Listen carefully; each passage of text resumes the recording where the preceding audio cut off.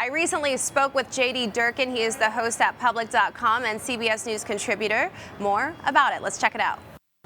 There's no doubt the upcoming presidential election, Trinity, is going to have a huge implication on the future of EV charging stations, EV vehicles, and really the availability and the politics of this whole issue as well. The Biden administration has really been clear this is a priority to establish a greener future. They have both tried to encourage or incentivize Americans in the day-to-day economy to consider buying EV vehicles while also tightening the screws a bit, right? Putting the pressure on car manufacturers for stricter emission standards. And yet you hear the Republican candidate for president and other leading voices in the GOP as well. They say this is a technology we are not on board for. And it seems like they're kind of following the lead of more skeptical Republican voters. So we're at a path that's going to go one of two ways. Certainly Democrats hope to continue the momentum in spending on EVs that they've prioritized the last few years. And speaking of the Biden administration, President Biden just announced new tariffs when it comes to EV tariffs in China, right? How do you think that this could impact the whole automaker industry, especially when it comes to brands like Jeep?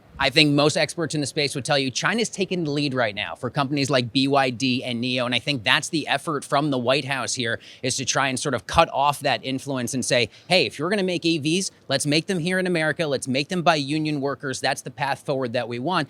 What's ironic here is that even though President Trump is not on board with a lot of the EV components, I would argue this series of tariffs is a continuation of the Trump era tariffs against China. And at the time, it was pretty sweepingly bipartisan. Democrats and Republicans, when I was down in D.C., used to say, all right, we may not agree with how the tariffs are being done against China, but ultimately we agree that we should be playing tough on China. And so I think the tariffs are an effort by the Biden administration to continue that tough talk as it pertains to China. But listen, you look at a company like BYD, Trinity, they've got a $10,000 pure play EV vehicle right now. U.S. manufacturers are having a hard time keeping up with that. Let's talk specifically about Jeep more so. Okay, so Jeep says that its Wagoneer S model qualifies for the Inflation Reduction Act retail and lease EV credits. So what's your take on this? How do you think that it will actually help EV brands in the broader space? Yeah, well, listen, this was a $7.5 billion deal. It was paid for by taxpayers. And we can't forget, all Bidenomics basically comes down to four bills.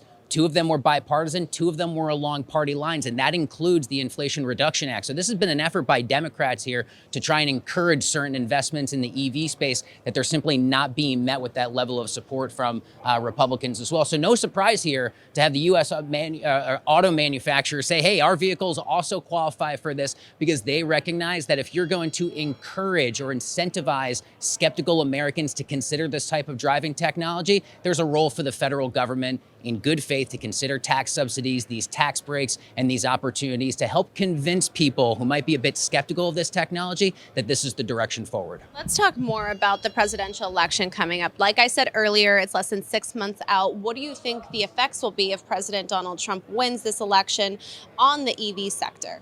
Well, he's made it very clear. He's used phrases with regards to EV technology I would not repeat here in our interview. You know how he can talk, certainly. So I think that skepticism is very strong among Republicans.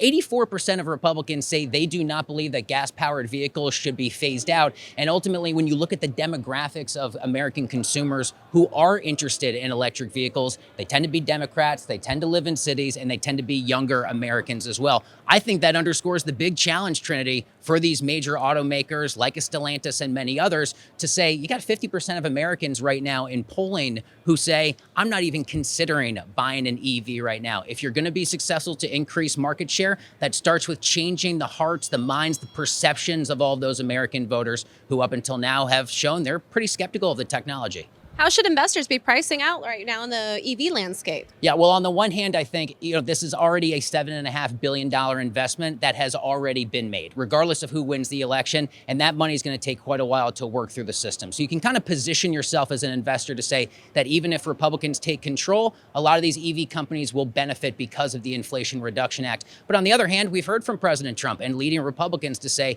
we are going to now make this a direct about face. We're going to take this whole thing into a different direction. So it'll be up to investors as individuals, as hedge funds, et cetera, to best position this. But in terms of the overall markets, I think most people say, regardless of who wins, investors will always look for that silver lining to justify an increase in prices, regardless of the outcome in November, which somehow is going to be here before we know it.